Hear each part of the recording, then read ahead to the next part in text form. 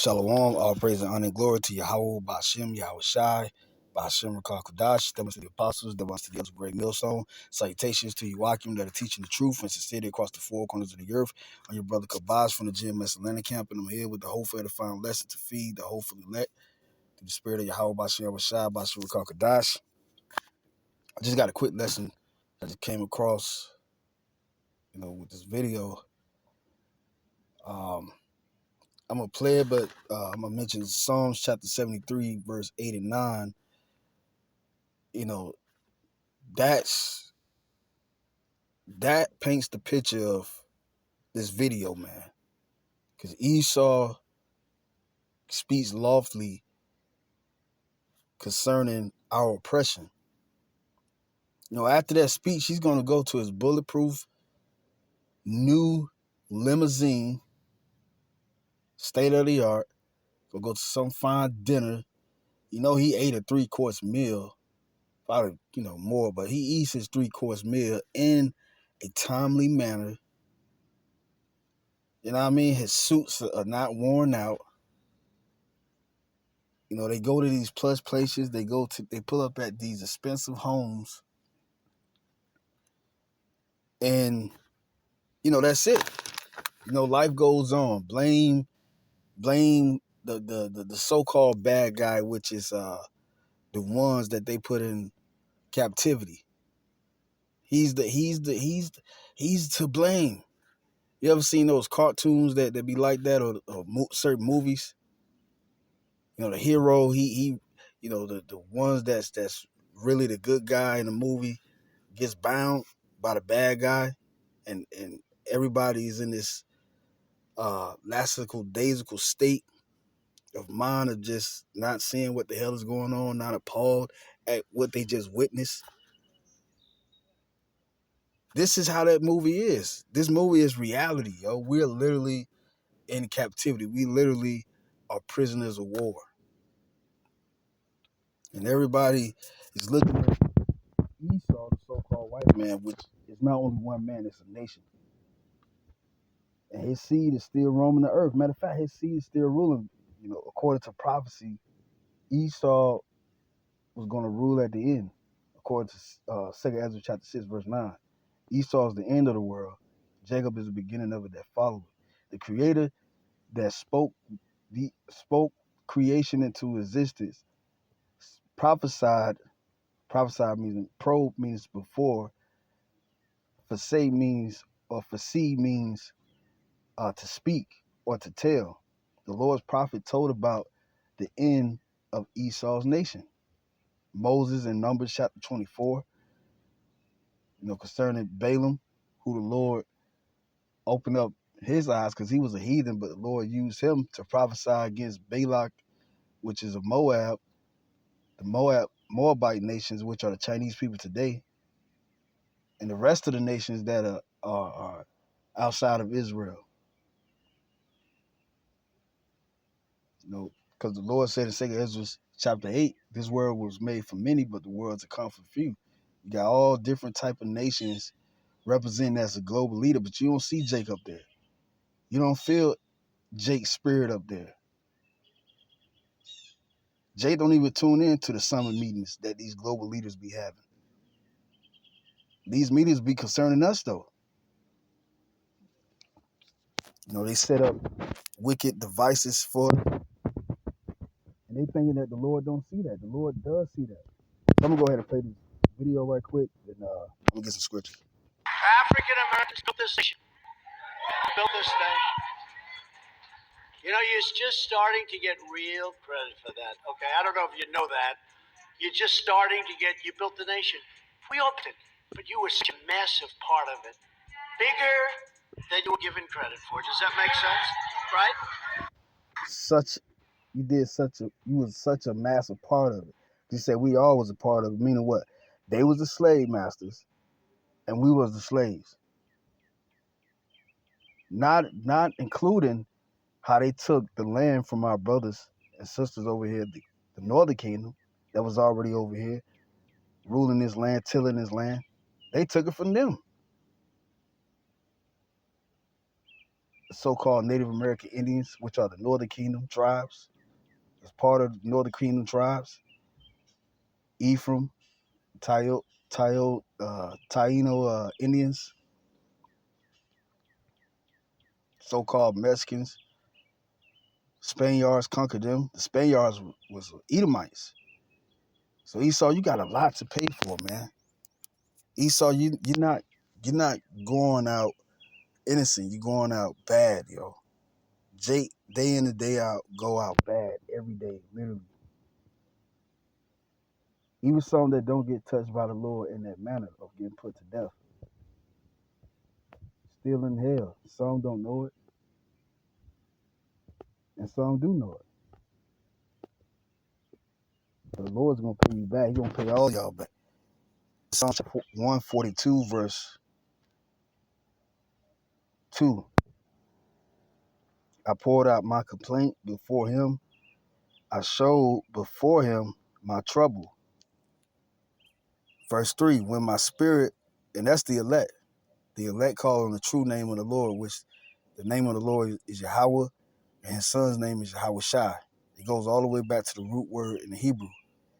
You know, you can check the strong concordance about that, which these pastors in these regular churches don't speak about. Which they ain't regular churches anyway. It's just a building that people go in and get pimped for their money by a guy that don't know the scriptures. We the true church of the Lord. You know, the church concerning the body is the people of the Lord, starting with the men. It says right here, verse 2, it's like in verse 3. When my spirit was overwhelmed within me, then thou knewest my path. In the way wherein I walked, have they privately laid a snare for me. Yeah, Esau talking about you deserve credit, but the work that you did is way more than the credit.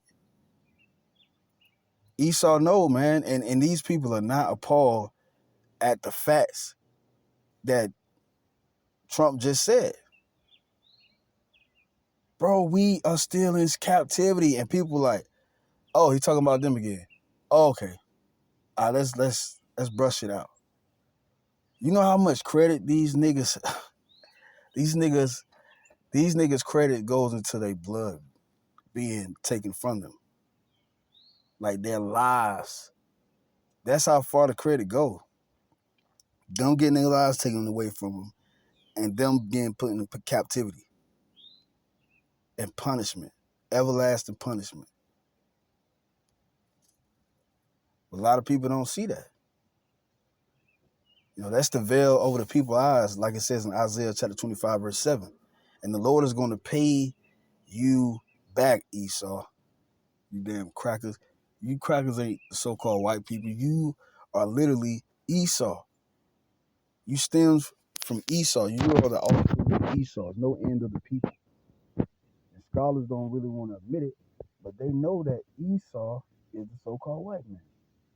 And it speaks about how he received his blessing from his forefather Isaac, which is our forefather.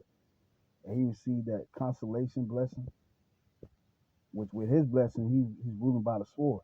Who's running the world right now? The so-called white man. Who is his military? America. And they have what? Weapons of mass destruction. Hell, they went after people with weapons of mass destruction. So you know how strong it is. Jake, you know, so-called Negroes, so-called Latinos, and so-called Native American Indians ain't raised enough to go overseas and conquer a nigga in his own land, take his land, possess it, and do whatever the hell he want to do with it, make money off of it. Ain't nobody in the world doing that shit but Esau, the so-called white man. But yet you people are blind to the fact that the scriptures say that he is who he is. 2 Timothy chapter 3, verse 16 goes into how the scriptures, the words of this book is the inspiration of the Heavenly Father. The Lord is not a man that he should lie. The Lord already broke down who he is. He's an invincible and invisible power. He's an invisible power. He's all power. He's everywhere at the same time, all knowing. But yeah, he can't leave a book in the earth to prove who he is. He has to come down himself. Like the scripture says, The devils know that the Lord uh, uh, uh, is real, and yet they tremble because the Lord is the Ayashaja, demon-like power. He's he's the Almighty. Devils bow down to him. The devil that everybody claim that's warring against the Lord, he bowed down to him. Look it up in Joel chapter 2 and chapter 3. How the Lord answered Satan. He said, when comest thou, Satan? And he said, what? To and fro throughout the earth. I've been going to and fro throughout the earth. Why didn't he say, don't talk to me, God? I'm going to raise my sword at you. He didn't say that. Why? Because he is the Lord's servant. He bowed down to the Lord too. Now, this is James chapter 5, verse 1. Go to now, ye rich men, weep and howl for your miseries that shall come upon you. Your riches are corrupted. And the miseries that's going to come upon you, Esau, and the rest of you nations that are eating good with Esau too, you're going to catch hell. The Lord making you dig your own pit with this third war, because all wars are bankers' wars, which are the elite. They've already reset the whole system into the digital system, which is really, the image of the beast system that's written about in Revelation chapter 13, verse 15. Then after that verse 16 and 17, you got how he's going to cause all, both small and great, rich and poor, free and bond, to receive a mark in their right hand on their forehead. And if they do not accept that, they should neither buy or sell. That's talking about this chip. Because if you don't insert that chip within your skin, you're done. Some guy that's friends with an executive director over a central bank over there in Europe, the executive told the guy, he said, the money system is going to a tiny device that's going to be inserted in you. So these scriptures are living, man. Verse 2, your riches are corrupted and your garments are moth-eaten. Yeah, it's corrupt. Now they inflating the dollar still until the point of deflating. And Thomas Jefferson spoke about that when that happens, and the banks start growing up around and conquering the offsprings of those who helped, fought in the war, helped to establish the United States. They're going to be taken over. And what is the main thing these bankers want to take over? People's lives. You can't live without their check. Everybody living check to check. But it's all designed for the Lord's prophecy. Now it says right here, your gold and silver is cankered, and the rust of them shall be a witness against you, and shall eat your flesh as it were fire. Ye have heaped treasures together for the last days. Yeah, Esau heaped the treasure, man. You heard what he said, man. They made many lifetime wealth. I said many lifetime of wealth from my ancestors' blood, sweat, and tears. Not only in the Atlantic slave trade and whatnot, slave trade in the islands, stealing the land. They indoctrinated us. They have us as an insurance possession. If somebody get killed, the person that killed you, if they or buddy with the system, then they gotta owe that debt of killing you. That's why they give them many years. Esau got a lot to pay for. This is James chapter 5, verse 4. Behold, the hire of the laborers who have reaped down your fields. Yeah, that's talking about us. How it goes into workers.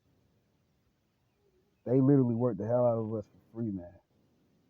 They kidnapped us, murdered us, raped us, pillaged us, indoctrinated us.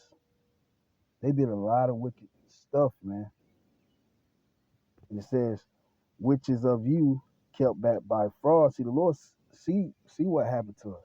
Matter of fact, he prophesied that it was going to happen to us. No, not in the time of our forefather Abraham having that dream, because that was talking about Egypt when the Lord told Abraham that we would go into captivity for 400 and some odd years. This captivity is the same according to the years. That's why the Lord said, "This is you should go into Egypt with ships." It's talking about spiritually Egypt, because it has the spirit of Egypt in America. Because what did Egypt do? It enslaved us, and what the Lord is doing right here in this verse is doing the same thing like He did in ancient Egypt. He heard our cry, and He came and delivered us.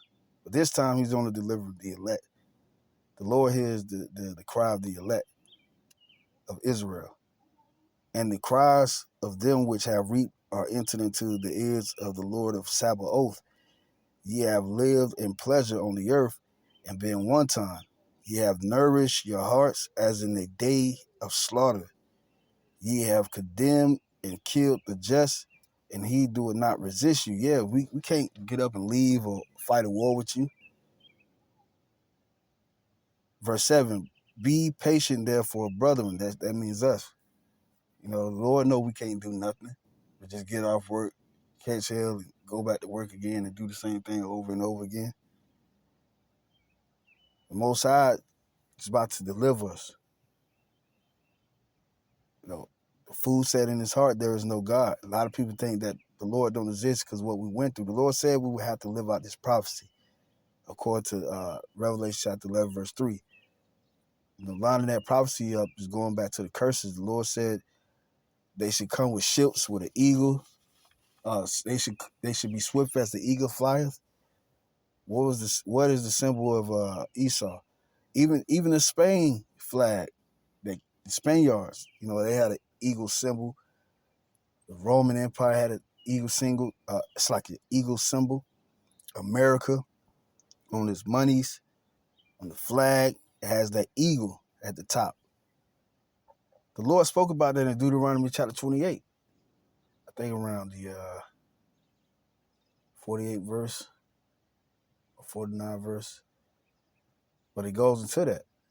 You know, that's the prophecy that the Lord was talking about that we had to live out.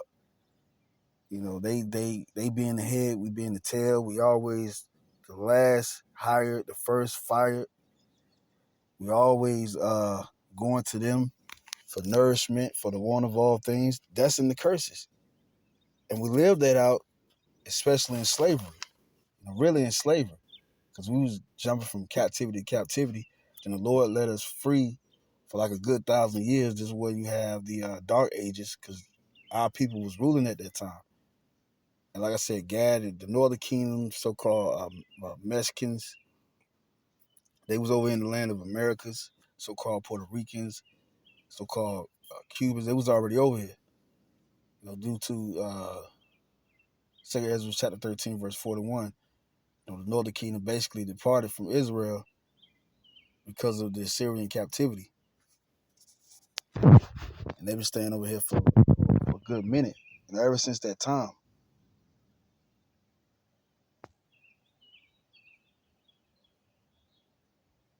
But this all had to go down because it was all a part of prophecy. Verse 7, be patient therefore. How can we be patient? Well, we know these words. That's what's keeping us sane. That's what's keeping us level-headed. You know, we ain't just aimlessly going out here in the world doing anything like our people, how we used to do. Now we know the truth. Like the Lord said in John chapter 8, verse 44, ye should know the truth, and the truth shall set you free. That's literally the truth, because this truth is setting us free. How you think we can cry unto the Lord? And the Lord said it was going to be a time where we was going to rise up on our feet exceedingly. Ezekiel chapter 37, that great exceeding army that stood upon their feet because the breath of the Most High was in them. The breath is talking about this truth. Inspired goes into breath. The word inspired goes into breath. breathe, life. And like I said, these words are the inspiration of the Heavenly Father.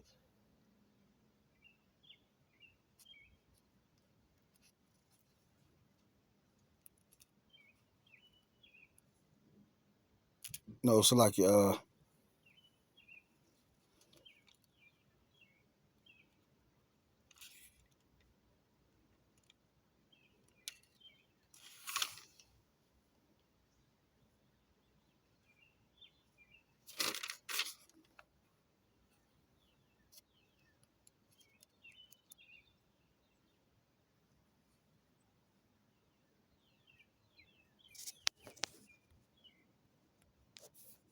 it's like yeah, that's John chapter 8 verse 32.